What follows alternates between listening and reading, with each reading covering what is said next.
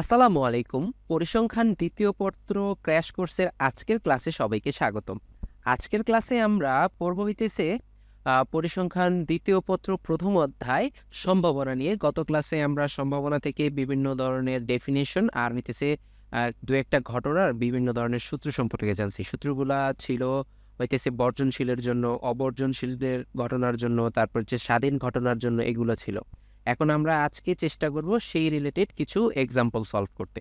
তাহলে শুরু করি। প্রথমে আসি যে আমাদের মানে এক্সাম্পলগুলা কেমন হয়। সাপোজ আমাদের বলল যে এই ২টি ছক্কা ২টি মুদ্রা নিয়ে আগে জিনিসটা ছোট থেকে শুরু করি। যে ২টি মুদ্রা নিক্ষেপ করা হইছে। মুদ্রা নিক্ষেপ করা হইছে। প্রথমে আমাদের এই মুদ্রা নিক্ষেপ থেকে প্রথমে ১ নাম্বার নমুনা ক্ষেত্রটা তৈরি করতে হবে। নমুনা ক্ষেত্র। নমুনা ক্ষেত্রটা তৈরি করতে হবে। তারপরে হইতেছে আমাদের ২ নাম্বার এটা হইতেছে যে ২টি হেড আসার সম্ভাবনা নির্ণয় করতে হবে। ২টি হেড। আবার হেড এই কথাটা হেড কথাটা অনেক সময় বিভিন্ন কোশ্চেনে মাথা এই ল্যাঙ্গুয়েজটাও ইউজ করা হয় যে হেড অথবা মাথা পাবার সম্ভাবনা কত? সম্ভাবনা। আচ্ছা, এইটা আমরা কিভাবে সলিউশন করব? এটা আমরা সলিউশন করব হইতেছে এইভাবে।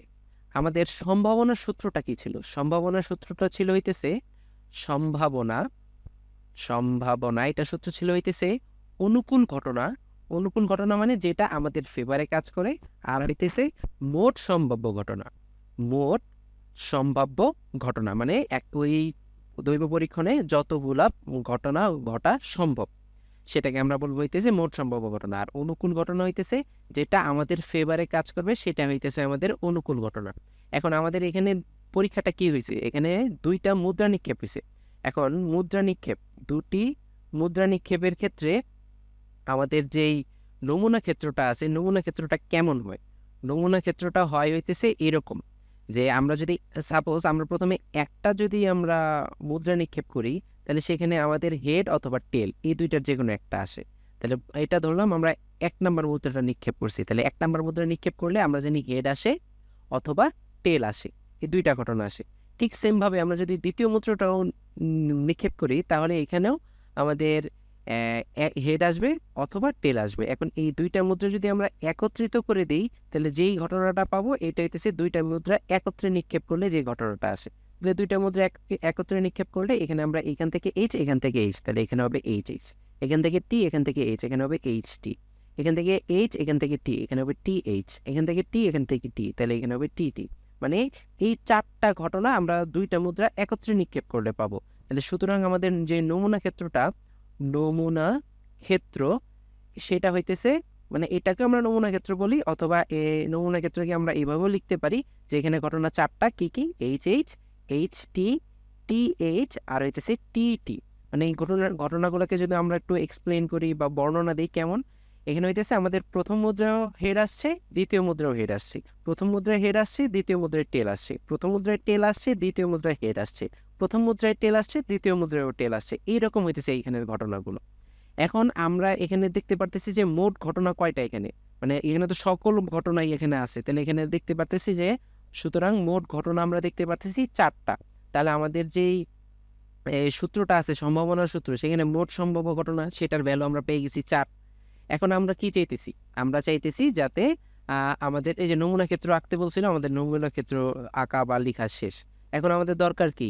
যে ২টি হেড বা মাথা পাওয়ার সম্ভাবনা। তাহলে ২ নাম্বারে আসি।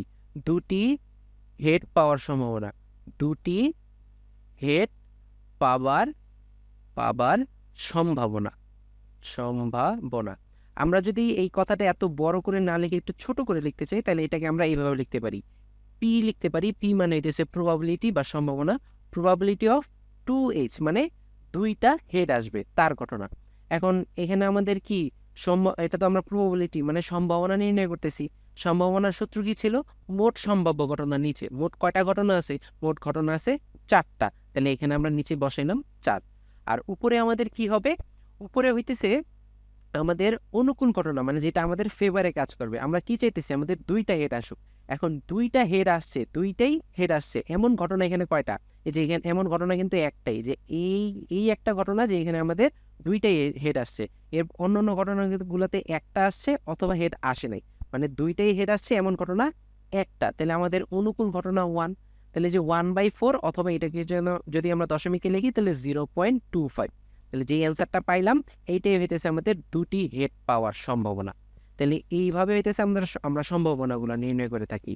আবার যদি আমাদের এভাবে বলা থাকে যে একটি মুদ্রা আর হইতেছে একটি ছক্কা একত্রে নিক্ষেপ করা হয়েছে, যেমন আমরা ধরি যে একটি মুদ্রা নিক্ষেপ করা হয়েছে আর হইতেছে একটি ছক্কা, দুইটা একত্রে নিক্ষেপ করা হয়েছে। তাহলে একত্রে নিক্ষেপ করলে এই ক্ষেত্রে আমাদের নমুনা ক্ষেত্রটা কিভাবে হবে?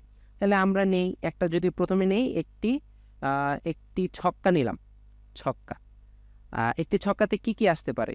একটি ছক্কাতে আসতে পারে হইতেছে আমাদের 1 আসতে পারে, 2 আসতে পারে, 3 আসতে পারে, 4 আসতে পারে, 5 আসতে পারে, 6 আসতে পারে।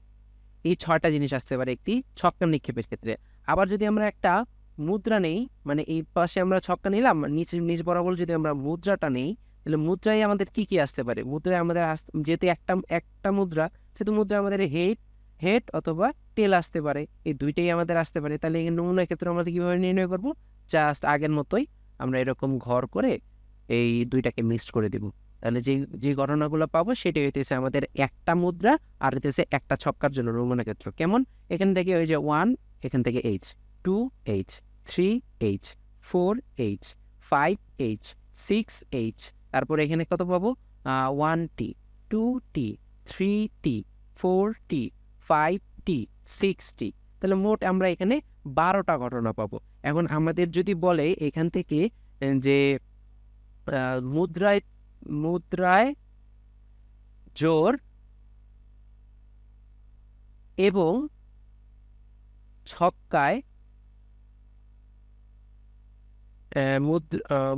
মুদ্রায় তো জোর আসা সম্ভব না, মুদ্রা হইতেছে হেড, এইচ ধরে নিলাম। মুদ্রা হেড এবং ছক্কায় জোর আসার সম্ভাবনা কত? জোর আসার সম্ভাবনা। তাহলে এটা আমরা কিভাবে নির্ণয় করব? সম্ভাবনা এটা ইকুয়ালস টু হবে, আমরা তো জানি নিচে মোট সম্ভাব্য ঘটনা হয়, এখানে মোট কয়টা ঘটনা আছে? এখানে 12টা ঘটনা আছে। তাহলে নিচে আমাদের 12 আর উপরে আমাদের যেটা আমাদের ফেভারে কাজ করবে। তাহলে মুদ্রায় হেড কয়টা আছে? যে উপরে সবগুলা কিন্তু হেড, এবং মুদ্রায় হেড আসার পাশাপাশি ছক্কায় জোরও থাকতে হবে। তাহলে এমন ঘটনা কয়টা? হেড জোর একটা, হেড জোর দুইটা, হেড জোর তিনটা, মোট 3টা ঘটনা আছে। তাহলে উপরে হবে 3, তার মানে এখানে আসবে হইতেছে 1/4। তাহলে এটা একটা অ্যান্সার পাইলাম আমরা। আবার যদি আমরা সেম কথাটা একটু ঘোরায় লিখি যে মুদ্রায় আমাদের এইচ আসবে অথবা ছক্কায় জোর আসবে, এটার সম্ভাবনা নির্ণয় করতে চাইতেছি।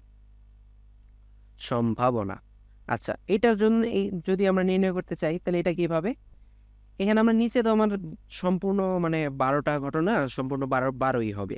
এখন আমাদের এখানে জিনিসটা কি হয়েছে যে মুদ্রায় এইচ মানে মুদ্রায় হেড থাকতে হবে অথবা ছক্কায় জোর থাকতে হবে, এই দুইটার যে কোনো একটা ঘটনা হইলেই হবে।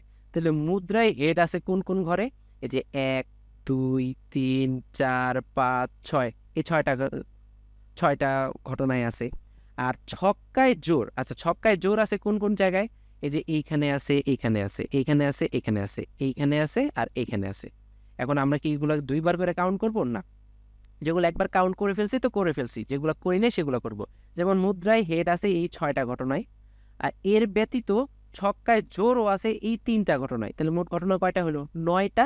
তার জন্য এখানে আমরা বসাবো 9। তাহলে এখানে আমরা পাবো হইতেছে 3/4। এটা হবে আমাদের অ্যান্সার। এটা আমরা ক্যালকুলেটরে নিয়ে আমরা হইতেছে দশমিক অ্যান্সারটা লিখতে পারি, কোনো সমস্যা নেই। তাহলে এইভাবে আমরা বিভিন্ন ধরনের সম্ভাবনা নির্ণয় করব।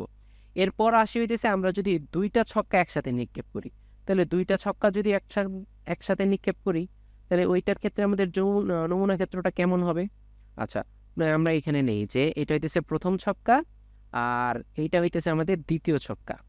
তাহলে প্রথম ছক্কা আর দ্বিতীয় ছক্কার জন্য আমরা 2টা ঘর নেই, 1, 2, 3, 4, 5, 6, আবার 1, 2, 3, 4, এখানে হবে 5, 6।